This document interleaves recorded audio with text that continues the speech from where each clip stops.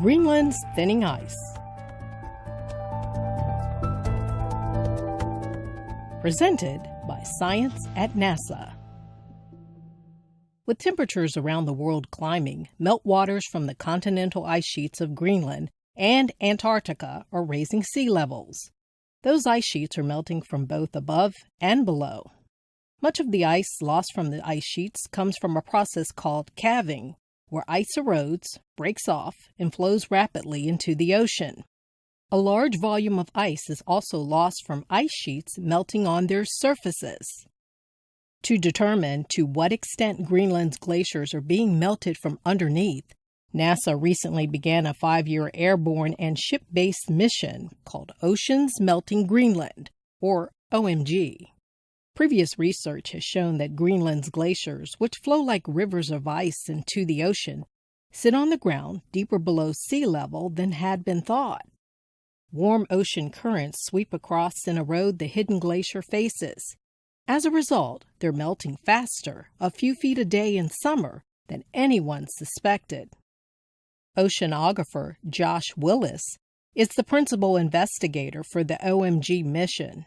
He says, "We're investigating how the ice interacts with the ocean and how much the oceans are melting away the glaciers from the edges of the ice sheet." For this study, a NASA aircraft is flying the Glacier and Ice Surface Topography Interferometer, or GLISTEN instrument, around Greenland for a few weeks each year.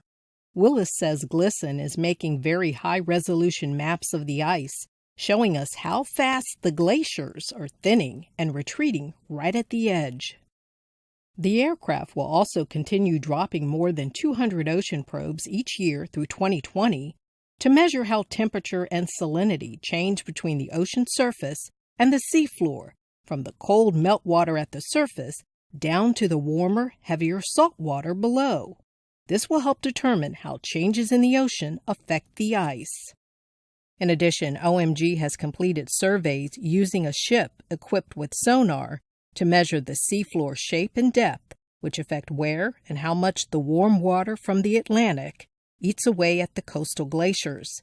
The mission also conducted airborne measurements of gravity off the coast of Greenland, giving the team more information about the depth of water in those locations.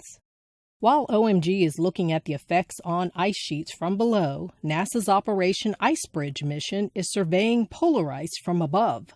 The overlap of OMG and Icebridge is providing the most accurate measurements to date of changes in Greenland's ice sheet mass. Glaciologist Alec Zendar, a member of the OMG science team, says Icebridge's highly accurate airborne topographic mapper is the gold standard of measuring the surface elevation changes of the ice sheet. With OMG uncovering how much ice is being lost at the periphery of the ice sheet, and Icebridge telling us how the thickness of the glaciers is changing further upstream, we can better attribute Greenland's ice loss either to changes in the ocean or warming of the atmosphere, which directly melts the ice from above.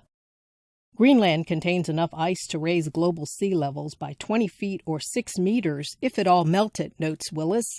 Right now, we think this will take at least several hundred years, but data from OMG are helping scientists better understand how much the oceans are melting Greenland's ice.